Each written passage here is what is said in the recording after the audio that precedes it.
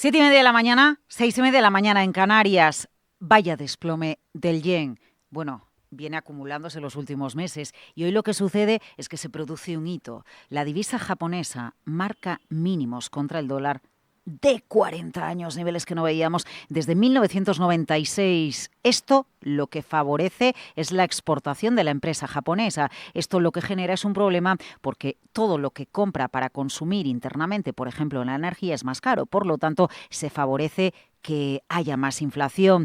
La gran probabilidad que haya intervención en el mercado de divisas, como viene sucediendo de manera habitual en Japón.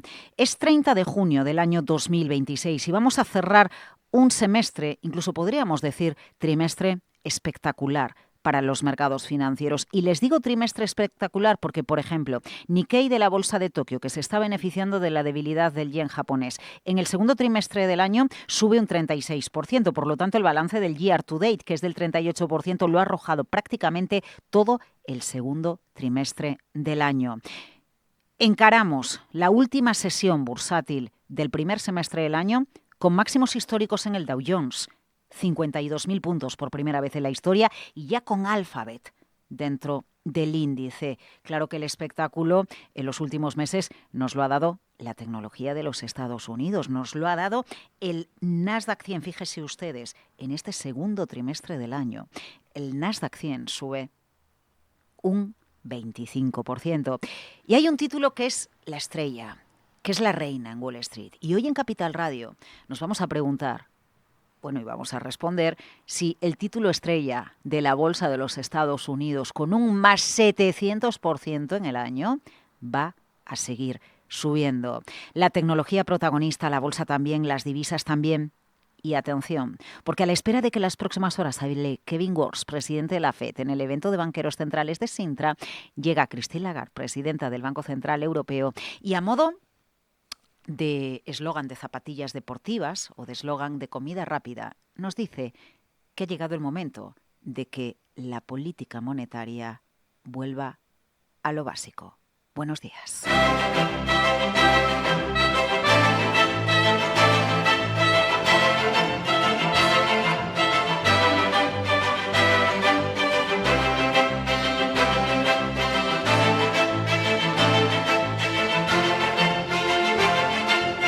Capital, la bolsa y la vida. Laura Blanco. We no longer need to reach for unconventional instrument. While we have them at hand, we can now focus on stabilizing ya no necesitamos inflation. recurrir a instrumentos no convencionales, los tenemos a mano, pero ahora podemos centrarnos en estabilizar la inflación usando los tipos de interés oficiales como nuestra principal herramienta. Ya no necesitamos actuar con la misma contundencia. Podemos realizar ajustes medidos en los tipos de interés calibrados en función de las perturbaciones a las que nos enfrentamos. Y ya no necesitamos formas complejas de forward guidance. Nuestras decisiones dependen de datos reunión a reunión. Así que la política monetaria ha vuelto a lo básico. So monetary policy has gone back to basics. Has it?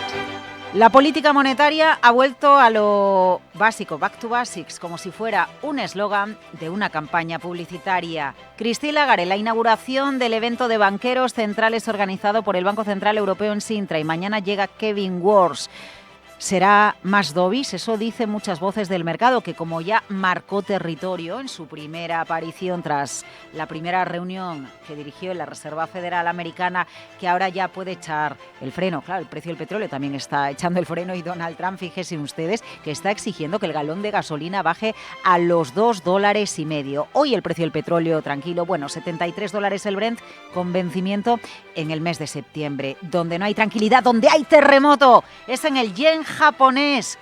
40 años, mínimos de 40 años de la moneda japonesa, mientras se espera que sigan produciéndose intervenciones, mientras en principio el dólar sube, se espera que Warsh suba tipos de interés y sus chicos, aunque otras voces no lo tienen nada claro. ¿Qué hacemos nosotros con la gestión de nuestro dinero, nuestro patrimonio? ¿Seguimos incluyendo Japón en cartera? Porque claro, es que el Nikkei sube un 36% en el segundo trimestre del año. ¿O ya ha agotado toda su subida la renta variable japonesa?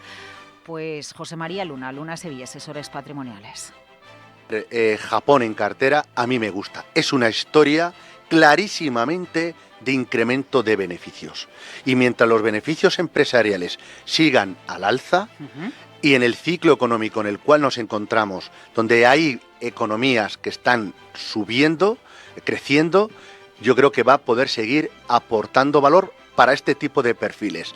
El único pero puede ser el caso de Japón, la intervención en su moneda, sobre todo para tratar de importar el menor posible inflación que les haga subir de forma más acelerada los tipos de interés.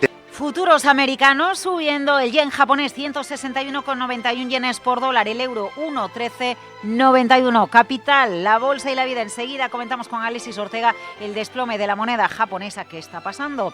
Capital Radio, Esther La Paz, Íñigo Jalón, dirección técnica, Miguel San Martín en titulares.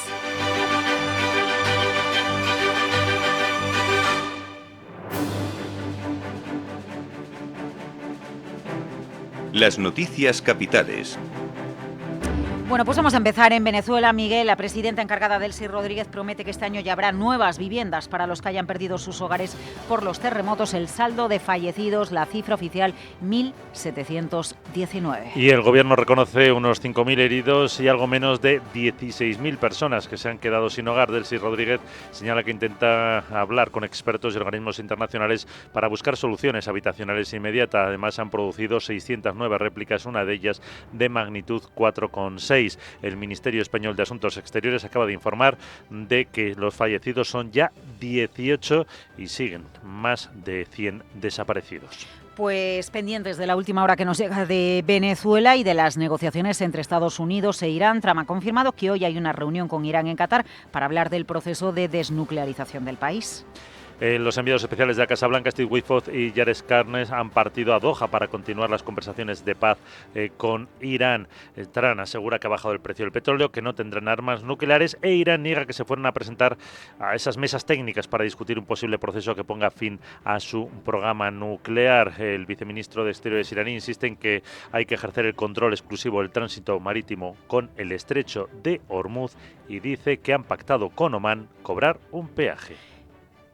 Protagonismo para Donald Trump, protagonismo también para Venezuela y, por supuesto, para lo que va a suceder en nuestro país. Después de la presentación del cuadro macroeconómico, Hacienda convoca a las comunidades autónomas en el Consejo de Política Fiscal y Financiera para fijar las metas del déficit. Y por primera vez para 3 años, 2027, 2028 y 2029, paso previo a que el Gobierno apruebe en el Consejo de Ministros los objetivos de déficit para el conjunto de las administraciones públicas, junto con el techo de gasto para los presupuestos de 2027. Lo explicaba el vicepresidente primero, Carlos Cuerpo, tras presentar el cuadro macroeconómico que elevaba las previsiones de crecimiento este año al 2,6%. Este cuadro sirve de base para el informe de situación económica que acompaña la determinación del techo de gasto y los objetivos de déficit de las administraciones públicas, es decir, el primer paso, lo hemos dicho muchas veces, para la presentación de los presupuestos generales del Estado. Y aquí permítanme anunciarles que la semana que viene tendrá lugar la reunión del Consejo de Política Fiscal y Financiera, que se va a convocar, como he dicho, para dar el siguiente paso, que es la fijación del techo de gasto. Las metas de déficit, que no el techo de gasto, tendrán que ser votadas en el Congreso, habilitado 2 plenos extraordinarios 14 y 23 de julio. Y 2 apuntes más, uno de vivienda y otro de drones. Atención, en el marco de la vivienda y después de que los promotores le hayan pedido al Gobierno que se aplique una reforma urgente de la ley del suelo, acabamos de conocer una cifra de compraventa de viviendas. Se desploma en España la compraventa de viviendas. Esto sin duda tiene que ver con los elevados precios que tenemos. La compraventa de viviendas baja un 10% en el mes de abril, Miguel. Y como dices, el precio medio del metro cuadrado sube un 9,4% según datos de los notarios. Eso se refleja también en la financiación, una caída del 6% en los préstamos hipotecarios en un contexto de menor actividad pese al encarecimiento de los inmuebles. Ojo, que el desplome es del 20% en Galicia, Cantabria y Baleares. Y en el caso de los drones, pues el protagonista es el Gobierno británico. Anuncia una inversión de casi 6.000 millones de euros en drones y sistemas autónomos de defensa. Quiere reforzar sus fuerzas armadas en el marco de un nuevo plan de inversión para adaptar sus capacidades a la guerra moderna. El primer ministro va a dar hoy todos los detalles de este proyecto a 4 años que incluye la sustitución, por ejemplo, progresiva de 6 buques de guerra por nuevas unidades. El plan incrementa la inversión británica de cara a la cumbre de líderes del 7 y 8 de julio en Turquía. 39 minutos sobre las 7 de la mañana. Desplomado el yen japonés y la bolsa americana cierra un trimestre espectacular. Vamos a hablar de la reina de la bolsa en los Estados Unidos.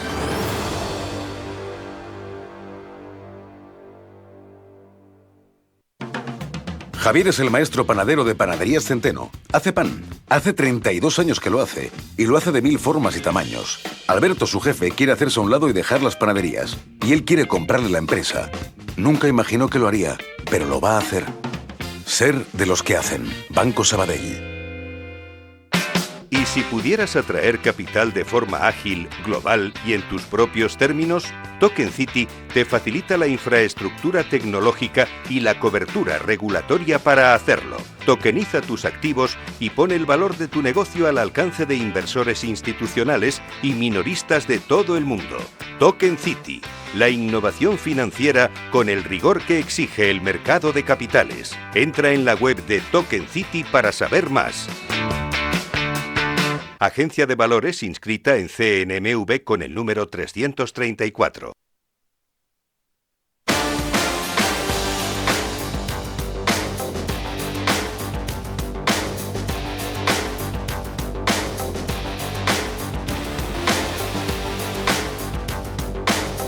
Un espectáculo lo que ha hecho la bolsa americana en este segundo trimestre del año. Doble dígito de incremento en todos los índices. Dow Jones, 12%, S&P, 14%, y llega en el quarter to date, el segundo trimestre del año, y el Nasdaq nos arroja una subida del 20%. Vamos a la reina de la bolsa de los Estados Unidos. Su subida en el mercado este año supera el 700%. Una empresa conocida cuyos productos hoy con la inteligencia artificial mediante son los más demandados. Guillermo Luna, ¿qué está pasando? Buenos días. Buenos días, Laura. Si la respuesta fuera por rentabilidad, este nombre sorprendería a muchos. No es Microsoft, no es Nvidia, es SanDisk. La compañía acumula una revalorización de más del 700% en el año, justo cuando ya alcanzamos ese ecuador del año 2026. Por eso hoy nos preguntamos, ¿puede seguir subiendo este valor o estamos ante una burbuja? La historia tiene mucho que ver con la inteligencia artificial. SanDisk, que durante muchos años muchos de nosotros lo identificamos con las tarjetas SD o los pendrive, es ahora una empresa centrada en la memoria flash y en los discos SSD de alta capacidad, un componente que se ha convertido en imprescindible para los grandes centros de datos que alimentan la revolución de la inteligencia artificial, porque entrenar modelos es importante, pero almacenarlos y poder mover cantidades gigantescas de ellos también lo es. La compañía volvió a cotizar de forma independiente tras su separación de Western Digital en el año 2025, hace apenas un año, y desde entonces se ha convertido en la gran apuesta para quienes creen que el verdadero cuello de botella de la inteligencia artificial ya no está solamente en los chips, sino también en la memoria y en el almacenamiento. La escasez de memoria flash ha disparado los precios y con ellos los beneficios de la empresa. Ahora bien, después de una subida de más del 700% en apenas unos meses, si la demanda de infraestructuras para IA mantiene ese ritmo, SanDisk podría seguir teniendo viento de cola. Pero ojo, porque si el ciclo de la memoria se enfría, también podría llegar una corrección de esas que también hacen historia. Igual que hoy podemos estar hablando de subidas espectaculares, mañana podríamos estar ante unas caídas muy dolorosas en SanDisk, de esas que suelen llegar cuando menos esperan. De momento, todo es muy positivo para este valor. Efectivamente, la cuestión es todo lo que sube acaba cayendo, acaba bajando en el mercado. Gracias, Guillermo.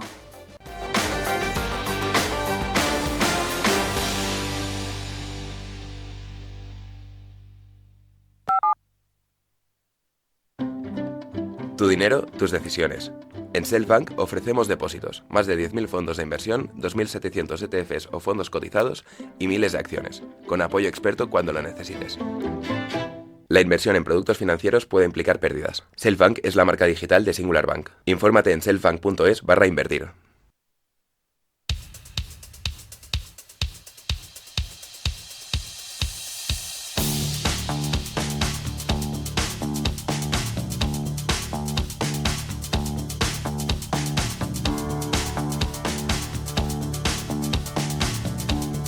Capital, la bolsa y la vida.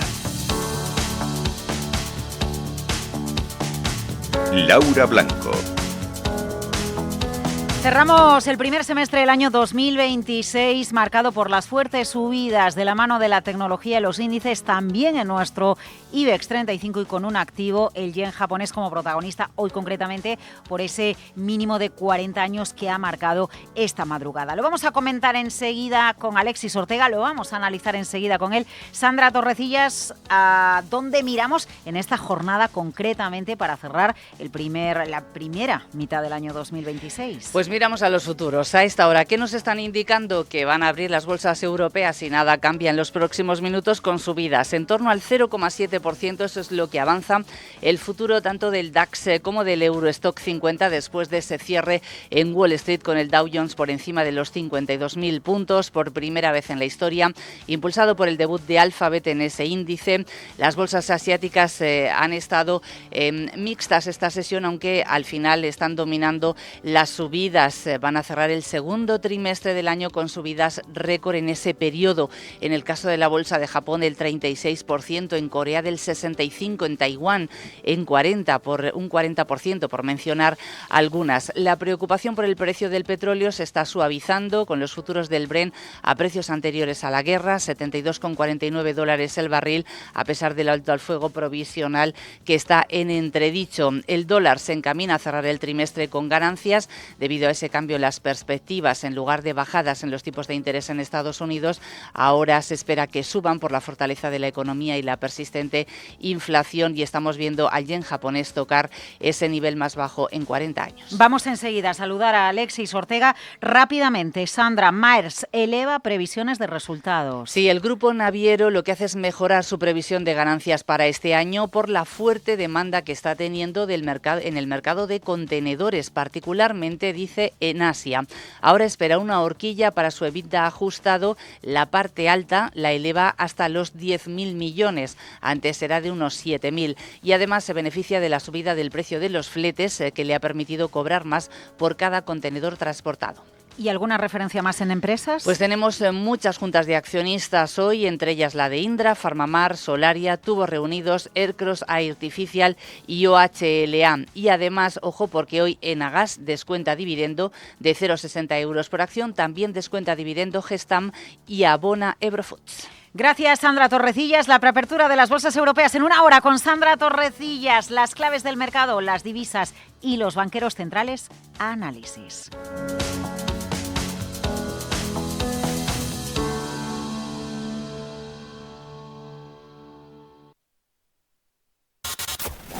Capital, la bolsa y la vida, con Laura Blanco. Mínimo de 40 años. El yen japonés toca mínimo de 40 años. ¿Qué pasa a pesar de las intervenciones de Japón? ¿Se explica con la expectativa de subida de tipos de interés en Estados Unidos? ¿O qué más hay? Es un placer saludar en directo a Alexis Ortega. Nos acompaña para analizar el contexto del mercado. Alexis, muy buenos días. ¿Qué tal, Laura? Muy buenos días. ¿Qué pasa con el yen japonés? Hoy la cifra redonda, mínimo de 40 años, pero es que el yen viene cayendo desde hace mucho. Sí, la verdad es que el yen viene cayendo desde hace bastante tiempo y incluso en unas circunstancias en las cuales el dólar se estaba debilitando o por lo menos de una manera bastante estable contra otras divisas. El índice dólar estaba por debajo de 100. La divisa que más influye en este índice dólar es el euro, y el euro prácticamente venía en una situación prácticamente en el último año de estabilización entre 1,14 y 1,20 aproximadamente, mientras que el yen se estaba debilitando. A todo esto cambiamos de presidente de la Reserva Federal. Este cambia un poco el discurso generalizado en torno a los tipos de interés, pero ya no solo en Estados Unidos, sino incluso yo creo que ya está afectando al resto de banqueros centrales, como es lógico, puesto que al final el Banco Central de Estados Unidos es el que marca la pauta de todos los demás bancos centrales. Y este cambio en Estados Unidos es una subida de tipo de interés que trastoca todo el escenario. Resultado, el euro ya se sitúa por debajo de ese 1,14, que era el mínimo que prácticamente teníamos en este rango, y el yen vuelve otra vez a perder y se sitúa clarísimamente por encima de esos 160, que es el nivel de intervención. ¿Qué es lo que puede pasar? Me da la impresión de que estamos asistiendo a un relativo fortalecimiento del dólar que puede durar algunos meses más antes de volver otra vez a depreciarse, pero de momento lo que vamos a tener es un dólar bastante fuerte y por lo tanto afecta tanto al yen, que ya venía debilitado, como al euro, que de alguna manera era el que se estaba manteniendo por lo menos estable con respecto al dólar. El Banco de Japón ha estado interviniendo. Lo único que pasa es que en unas circunstancias como esta, la intervención de un solo banco central no funciona prácticamente. Entonces, para parar todo este proceso se necesita una intervención conjunta de todos los banqueros centrales, como para dar una señal al mercado. En ese caso, el mercado le haría caso. Pero a mí me resulta difícil que eso pueda tener lugar y, por lo tanto, si no tiene lugar eso, el yen va a continuar depreciándose. E incluso puede ayudar, en cierto modo, al renacimiento de ese carry trade famoso, con un yen debilitándose y con unos tipos de interés que todavía están algo más bajos que lo que pueda estar en otros lados. Con lo cual, mi impresión general es que el yen va a continuar debilitándose. Alexis, una pregunta a modo de clase prácticamente. Fíjese usted, con esto de que el yen está débil, pues al final las empresas japonesas se ven beneficiadas en el proceso de exportación, y ahí estamos viendo al Nikkei en zona de máximos, es que suben el trimestre un 36% el Nikkei de la Bolsa de Tokio. ¿Qué sucede? Que cuando nosotros miramos los balances y los resultados de empresas del IBEX, por ejemplo, que tienen mucha presencia internacional, nos dan los resultados diciéndonos, excluyendo impacto divisa. Sin ir más lejos, una Inditex nos dice ventas X, pero si excluyo impacto divisa, es esta otra cantidad y es la que tienen ustedes que tener en cuenta porque está la volatilidad de las divisas. Entonces, ¿qué está pasando? ¿Es irreal la exportación? Porque realmente es una empresa, vende más porque su moneda es débil, es bueno para ese país, pero no sé hasta qué punto se construye un castillo de naipes en la economía japonesa con sus empresas, o es real y es estructural y entonces tiene sentido que estemos invertidos en la bolsa japonesa. Bueno, de alguna manera, digamos que las cotizaciones de divisas afectan en un lado y en el contrario. Al fin y al cabo no es más que una tasa de intercambio de tu divisa con respecto al exterior. Obviamente un yen debilitándose ayuda a las empresas exportadoras, puesto que de alguna manera abaratan sus productos con respecto a los extranjeros y por lo tanto les permite colocar esos productos mejor en el extranjero. Pero también tiene un efecto perverso, que es que todas las importaciones obviamente se encarecen. Ahí está el trade-off realmente de si es un país con mucha importación, pues un debilitamiento del tipo de cambio también te puede afectar a tus costes. Las empresas luego suelen utilizar siempre este tipo de parámetros puesto para de alguna manera dar a entender datos que podrían perjudicarle, diciendo, bueno, pues si le quitamos el efecto de tipo de cambio, pues de alguna manera los resultados podrían haber sido muchísimo mayores, puesto que de alguna manera nos está afectando la evolución negativa de nuestro tipo de cambio. La verdad es que el tipo de cambio es una herramienta muy importante en la gestión económica, incluso en la gestión económica a nivel global. Siempre hablamos nada más que de política fiscal o de política monetaria, pero existe una política cambiaria también, que de alguna manera los estados también la utilizan de alguna manera en este sentido. Entonces, con un precio que ha estado debilitándose, del petróleo, perdón, que se ha estado debilitando, quizás debilitar tu tipo de cambio no puede ser negativo, sobre todo teniendo en cuenta de que, como le digo, el precio del petróleo se desciende y por lo tanto, aunque se debilite tu tipo de cambio y eso genere mayores costes, te permite exportar más. Yo creo que es la política que realmente necesitaría Estados Unidos en estos momentos para evitar entrar en todo este debate sobre los aranceles. Un dólar más bajo resolvería buena parte de los problemas de déficit comercial americano, puesto que el dólar está todavía muy sobrevalorado. Aún así, en estos momentos yo creo que están interesados en revertir un poco parte de la política que Donald Trump ha querido tener en algunos momentos de debilitamiento del tipo de cambio y por lo tanto yo creo que vamos a estar en una época de un relativo fortalecimiento del dólar. Y un apunte brevemente, Alexis. A ver, que dice Christine Lagarde que ya no hacen falta herramientas extraordinarias de política monetaria. Back to Basics ha aparecido esta noche en Sintra como un eslogan de una campaña publicitaria. Lo dijo con estas palabras. Our decisions are data dependent and taken meeting by meeting. So monetary policy has gone back to basics. Has it? Un comentario al respecto, Alexis. Palabras en Sintra a la espera de que hable Kevin Warsh, el presidente de la Reserva Federal, mañana. No, ya ha hablado Kevin Warsh. Realmente, prácticamente, como es bastante habitual, nuestro banquero central no es más que una sucursal del Banco Central Americano y el cambio en la presidencia de la Reserva Federal ha significado un cambio completo en la manera o en la política monetaria americana. Y eso se ha trasladado a que nosotros vamos a seguir prácticamente el nuevo dictado de de la Reserva Federal. La Reserva Federal está queriendo ahora centrarse básicamente en los tipos de interés, utilizar menos el balance y todas estas tipos de herramientas que estuvimos utilizando desde la crisis del 2008, y como buenos obedientes el Banco Central Europeo lo único que ha hecho es seguir el dictado de Kevin Warsh. Alexis Ortega, muchísimas gracias por acompañarnos tan temprano en el análisis de los mercados financieros, banqueros centrales, divisas, Banco Central Europeo, Sintra y el yen japonés. Profesor de AE Business School, que tenga usted un buen día, Alexis. Vale, muchísimas gracias.